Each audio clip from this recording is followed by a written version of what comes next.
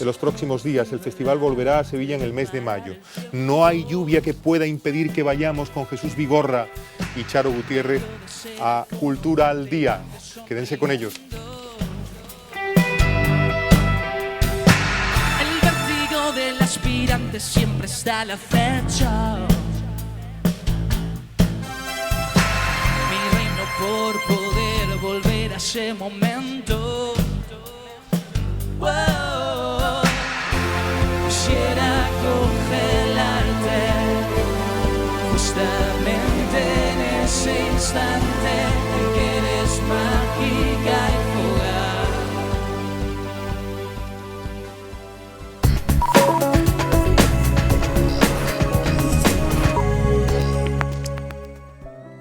Buenas tardes y bienvenidos a Andalucía Televisión.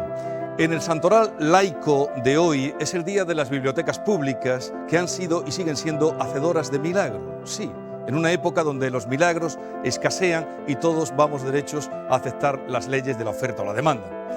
H.G. Wells, el autor de La Guerra de los Mundos, contaba que el mayor milagro de su infancia fue la biblioteca que existía en el barrio pobre de Londres donde vivía. Claro que esta anécdota de Wells reforzaría esa imagen de que las bibliotecas públicas son solo para los pobres. Pero sin embargo, en esa misma época y en una acomodada familia de París, otro futuro escritor, André Gide, luego premio Nobel, hablaba del mismo milagro. Gracias a la elegante biblioteca de su barrio pudo burlar la férrea censura que su padre, extremadamente religioso, ejercía sobre sus lecturas. Precisamente la lectura, uno de los actos más individuales que existen, mediante el milagro de la biblioteca, se convierte en un acto de solidaridad ciudadana. Nosotros lo vamos a celebrar con un libro, El amor te hace inmortal, de Ramón Gené, nuestro invitado de hoy. Hola, ¿cómo estáis? A ver si me veis bien. Perfecto. Pues sí, Ramón, te vemos muy bien. Nosotros y el 500.000 de espectadores que han seguido cada semana tus apasionantes programas sobre ópera. Así les gustara, y ese es tu milagro, ¿o no? Este hombre que se ha atrevido a encajar a la lírica exquisita en el marco prosaico de una webcam es una caja de mutaciones y sorpresas.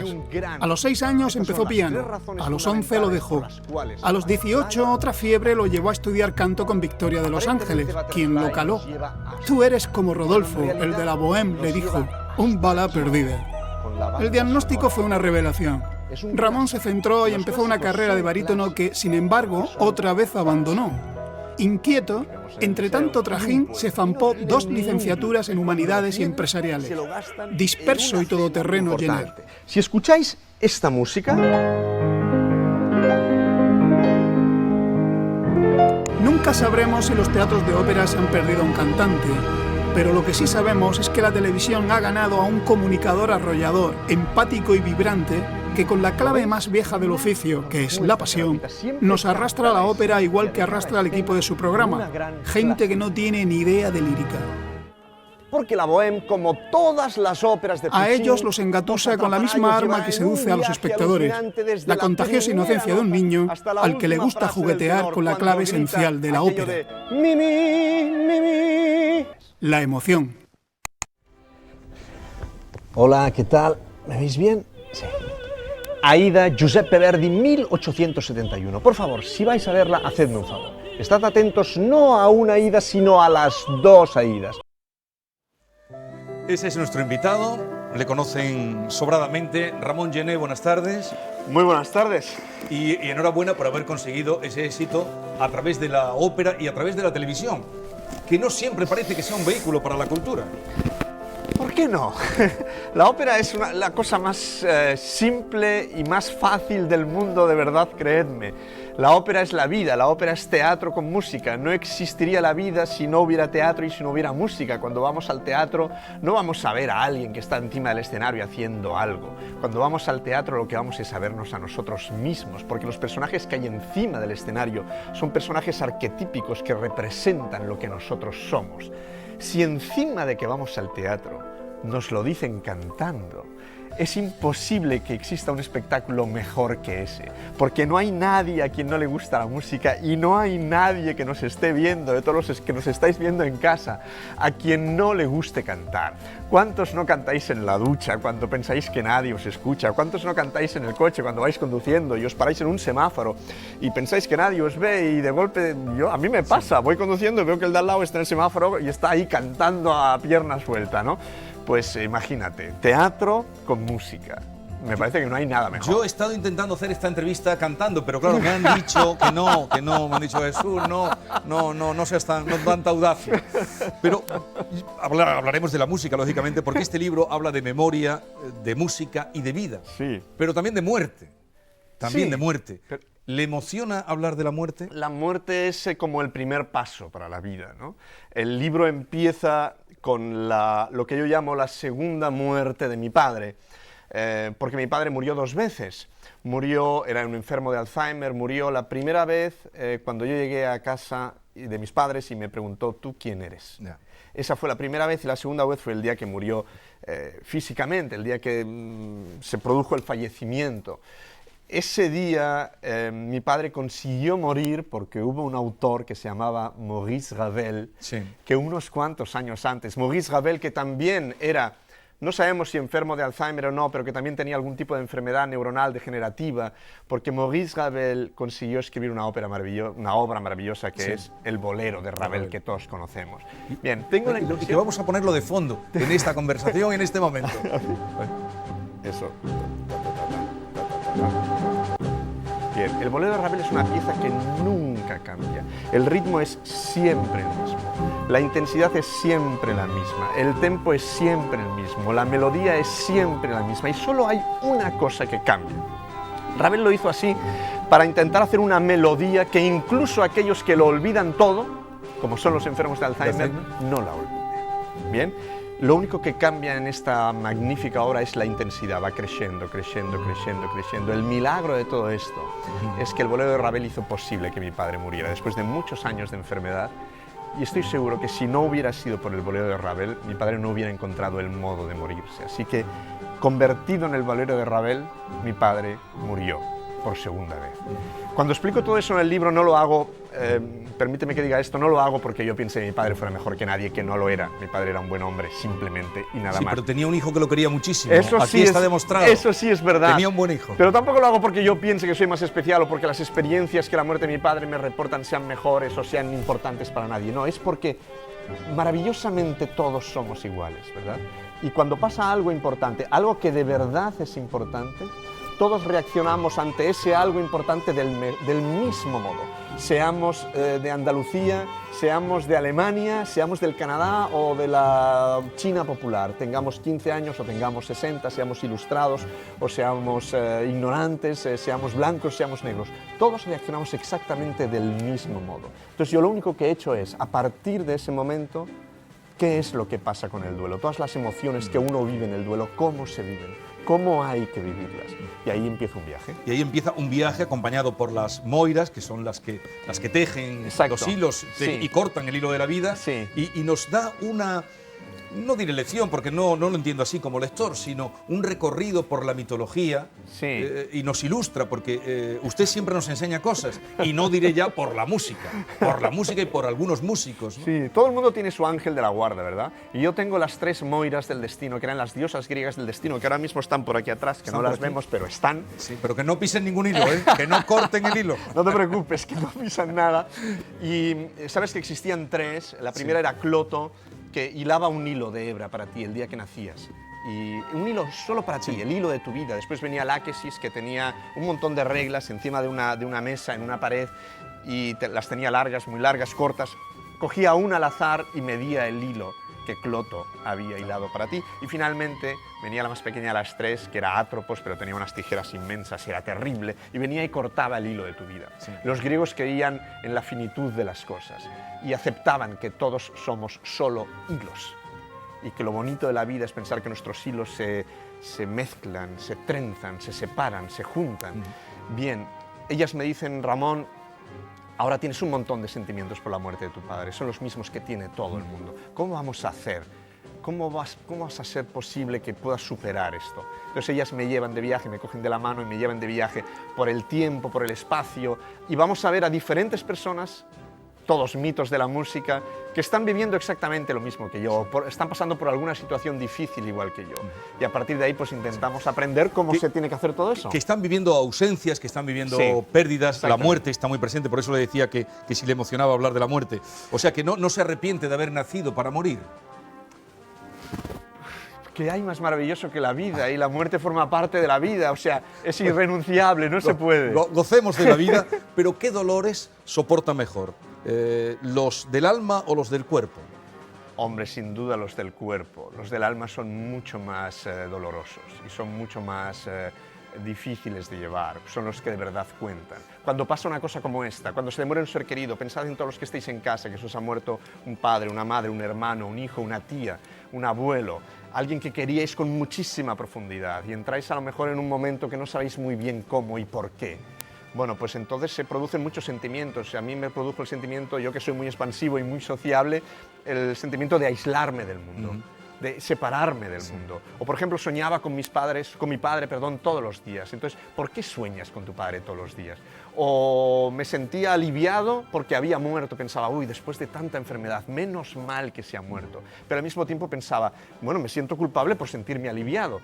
En fin, que pasan muchas cosas, ¿verdad? Así que con las Moiras vamos a ver a esos personajes para intentar aprender cómo se resuelven todos estos temas. Pero en ese viaje con las Moiras, que nos lleva por escenarios maravillosos, teatros, nos introduce en la vida de músicos que admiramos, que nos descubren, a mí me he descubierto muchas cosas, también a veces los dolores del alma, en cambio, provocan que tengamos una obra de arte, una obra artística. Sí. Porque usted cuenta cómo Verdi, más cosas no le pueden pasar, pierde a sus dos hijos, y de ahí sale, cuando ya sale Nabucco. Exacto. Y empieza la carrera.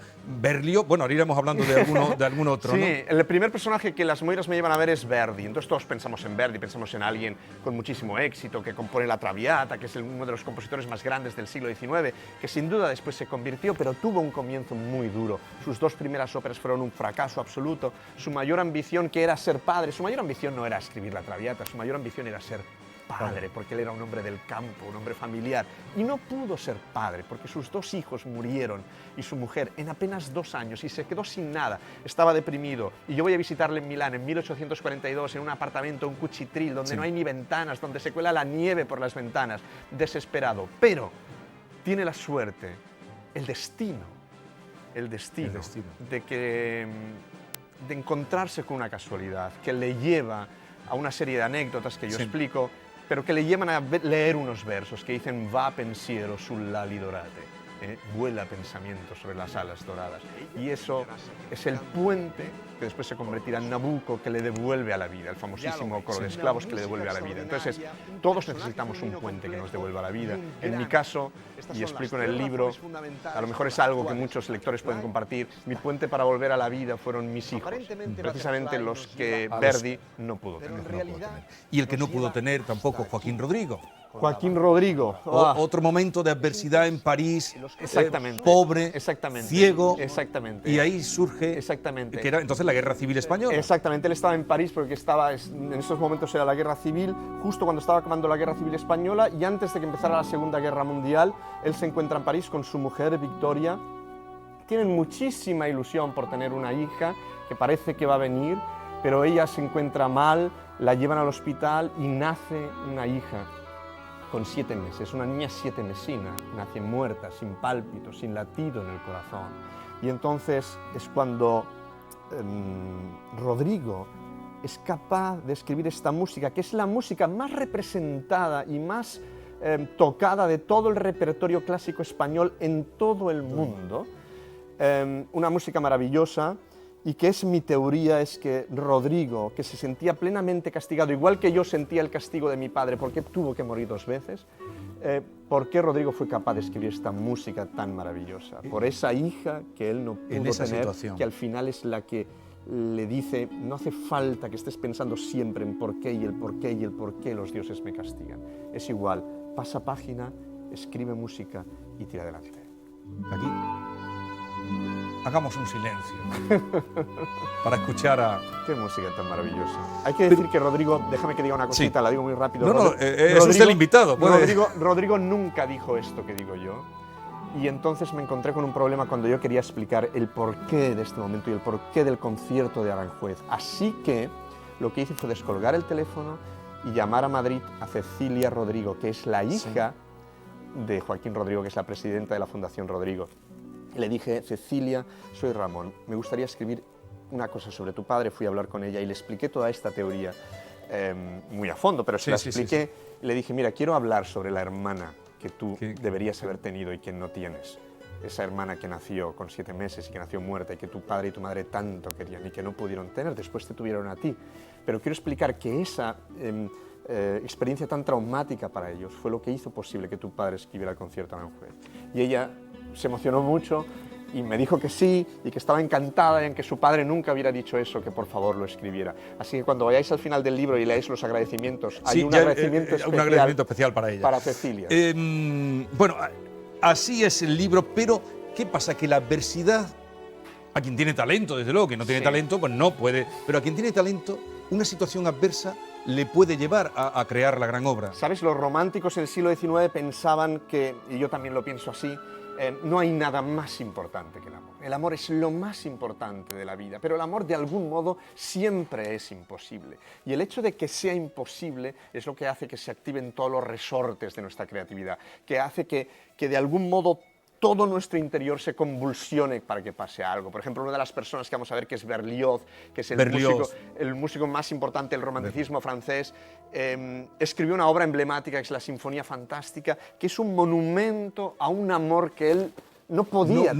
No pudo tener. Él fue al teatro porque le encantaba Shakespeare, entonces representaban Romeo y Julieta en inglés en París, y a pesar de que él no tenía ni idea de inglés, lo que hizo es ir al teatro porque quería descubrir Shakespeare y empezó a ver Hamlet sin entender nada, pero estaba fascinado, y de golpe salió la dulce Ofelia. Y era una actriz irlandesa que se llamaba Harriet Smithson. Y en cuanto él la vio, no tardó ni 5 minutos, ni 4, ni 3, ni 2, ni 1. No tardó 30 segundos, no tardó 5 segundos, no tardó 1 segundo, tardó un instante en saber que esa sería la mujer de su vida, que esa tenía que ser la mujer de su vida, la mujer con la que pasar el resto de su vida. Y fantaseó, ¿qué vida voy a pasar con esa mujer? Y fantaseó una sinfonía fantástica. Yo también fantaseé un tipo de vida con mi padre que muchas veces no pude tener. Luego, porque sí, eso lo cuenta usted muy bien, que muchas veces la fantasía luego choca de bruces con la realidad. Pero al producirse ese choque, como fue cuando luego consigue al final estar con ella, no funciona. No funciona. Exacto. Él había fantaseado: cuando logre estar con ella, mi vida será maravillosa. Y lo que sucede es exactamente lo contrario. Cuando logra estar con ella, su vida es un desastre absoluto. He aprendido también muchas cosas con este libro, pero otro, la importancia del director de orquesta. Claro. La importancia del director de orquesta. Muti decía que Riccardo Muti, el gran director italiano, decía que no existe ningún... Todos pensamos que nuestro trabajo es el más difícil de todos, pero él decía que no existe ningún trabajo más difícil que el director de orquesta, porque él dice, el pianista toca el piano y hace algo, él es el intérprete, el flautista lo mismo, el cantante lo mismo, pero el director de orquesta, ¿qué hace? Mueve las manos desesperadamente intentando que suceda algo. Yo no toco nada, pero tengo que hacer que mi visión de la obra se transmite a través de unos músicos que son ellos los que están tocando. Tengo que extraer de los músicos los sentimientos que tienen a buen recaudo en sus almas. Eso es una maravilla, extraer lo que tienen a buen recaudo en sus almas. Extraer, los sentimientos, que no la música, porque hacer música, o tocar notas, mejor dicho, tocar notas es una cosa que puede hacer todo el mundo, pero hacer música, eso es otro cantar. Le voy a presentar ya, Ramón Gené, a mi compañera Charo Gutiérrez. Hola, Charo. Y una admiradora. Ramón, ya lo creo que sí. Una forofa, diría yo. Muchas gracias, muchas gracias. Bueno, y con ella le vamos a pasar un cuestionario ahora para conocerlo un poquito más. Al autor y creador de This Is Opera y de este libro. Qué miedo me dais. Ramón, muy cortitas las respuestas, ¿vale? Sí, encima. Vamos a ver. Bueno, Ramón Gené, la última vez que lloró... Esta mañana. Yo soy muy de llorar. ¿Puedo extenderme? Muy poquito. ¿Lloró por qué? Ya empezamos mal. Yo soy muy de llorar y recomiendo a todo el mundo un libro maravilloso de Julio Cortázar que se llama Instrucciones para llorar. Vale, para los que no sepáis o os cueste. Yo lloro a menudo, me encanta. Bueno, ¿y qué le saca de sus casillas? Porque no parece que le saque nada. Nada. Hubo un día en mi vida en que decidí que no me enfadaría nunca con nadie, más en la vida. O sea, que no me enfado nunca con nadie. Porque para enfadarse se necesitan dos, así que si el otro se quiere enfadar conmigo, yo lo siento mucho. Yo no me enfado con nadie, no hay nada que me saque mis casillas. ¿Verdi o Wagner? Verdi y Wagner. Ah, bien. ¿María Calas o Montserrat Caballé?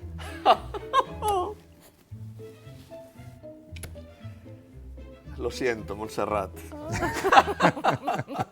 ¿Pavarotti o Plácido Domingo? Bueno, Plácido Domingo es mi dios. Es uno de mis dioses y yo... la voz de Pavarotti es la voz de Pavarotti, su voz tiene algo de sexual, algo de animal, algo de atrayente, algo de irresistible. Pero Plácido es mucho Plácido. ¿Karajan o Claudio Abbado? En las cuestiones del arte es imposible escoger entre el bien y el mejor o el superior. No existe nada que sea mejor que otro. Abbado me gustaba mucho porque dirigía siempre de memoria. Siempre de memoria. Siempre que veáis a Claudio Abbado dirigiendo veréis que nunca tiene atril. Era un hombre que tenía toda la música en su cerebro. Karajan, podríamos decir tantas otras cosas, no sé. ¿El público siempre tiene la razón? Me temo que sí. Me temo que sí. Me temo que sí, y además voy un poco en contra de todas aquellas personas que son muy elitistas, que piensan, uy, este autor está haciendo concesiones al público. Bueno, a ver, el público paga una entrada para ir a ver un espectáculo, y el público es lo más importante del espectáculo, porque el espectáculo se hace para el público, no se hace para que el director de escena o el director de orquesta o los actores queden muy bien y ellos estén muy contentos con su trabajo. ¿Ramón cree en el destino o en el azar? En el destino, sin duda. El destino, Verdi escribió una obra que se llama La Forza del Destino. Y todo este libro, las que me acompañan son las tres moiras, que son las diosas del destino. ¿Qué música le pondría al momento político que vive el país? No tiene música, que es lo peor que se puede decir. ¿Qué vida sin música? Sin música es imposible vivir, pero en este preciso momento el país está sin música. Y está sin gobierno, está en funciones. ¿En qué nota que no llevamos gobierno casi un año? Precisamente en eso, en que no suena ninguna música. Y si no hay música, como decía Nietzsche, sine musica nulla vita. Sin música no hay vida. No hay vida, no hay gobierno, no hay nada. Decíamos, Ramón, que se celebra el Día Internacional de las Bibliotecas Públicas. Usted, que es una persona que ha entusiasmado a tanta gente, ¿qué se le ocurriría para que todo el mundo leyera, todo el mundo, en general, se leyera un poquito más? Mira, el libro es un libro para no olvidar. El final lo que quiere hacer el libro es intentar evitar que mi padre tenga que morir una tercera vez. Los griegos decían, ¿cuándo mueres de verdad definitivamente? Mueres de verdad definitivamente cuando todo el mundo te olvida. Cuando nadie sabe que exististe. Cuando ya una última persona pronuncia tu nombre, te piensa, en ese momento te desvaneces. ¿Cuántos recordáis a vuestro abuelo, a vuestro bisabuelo, a vuestro tatarabuelo? Muy pocos, ¿verdad? Así que el libro está hecho con la esperanza de que cada vez que alguien lo lea, cada vez que alguien lo tenga en la repisa de la estantería de su casa, o que vaya a una biblioteca pública y esté el libro y alguien lo coja y lo lea, no solo mi padre, pero los padres de todos los que lo lean, las madres de todos los que lo lean, los hermanos, los tíos, los primos, los hijos de todos los que lo lean, no tengan que morir nunca. Ramón, hemos escuchado al inicio de la entrevista el bolero de Ravel. Le vamos a invitar a que vean lo que le vamos a mostrar, a ver qué le parece. A ver.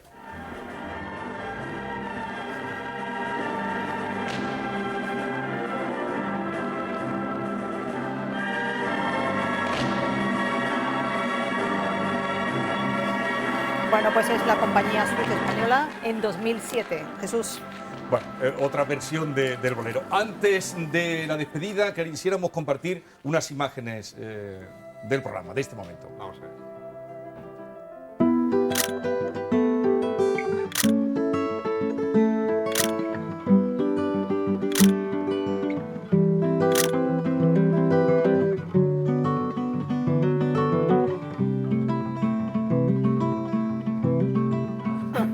Se reconoce, ¿no? Bueno, pues ahora sí que nos tenemos que despedir, en este caso con otra versión del Bolero de Ravel. Nos parecía la mejor manera de marcharnos. Gracias, Ramón. Muchas gracias a vosotros. Un beso a todos. Adiós. Adiós.